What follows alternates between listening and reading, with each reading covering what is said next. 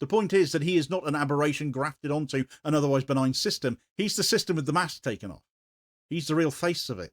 That makes him uniquely dangerous to Israel's attempt to manage its image abroad. For years, Israeli officials have relied on a script built around making mistakes or identifying excesses or failure to meet high standards, usually delivered by English-speaking spokespeople while the real work went on out of sight.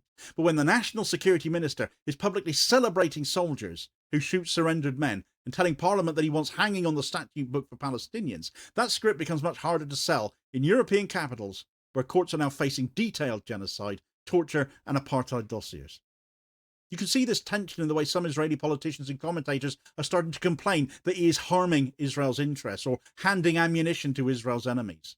Because from their perspective, the problem is not the torture or the killings, it's the loss of the deniability. So if you're looking for a way to frame all of this, it's not just another depressing catalogue of his racism. It sits in that collision between his need to flaunt cruelty and the way that flaunting is accelerating Israel's isolation. He wants to turn that noose into a badge of pride, a message to his base that he's not afraid to say the quiet part out loud about Palestinians, and everything about his conduct at the Knesset committee shows that. But in doing so, he's forcing every government, court and institution that still does business with Israel to decide whether they are endorsing that badge he's wearing as well. States that have already moved to bar him personally, or to list Israel as a security threat, or to freeze arms sales because of the risk of complicity in war crimes, are not doing that because they suddenly became anti-Israel. They're doing it because people like Gvir have made the underlying violence impossible to dress up.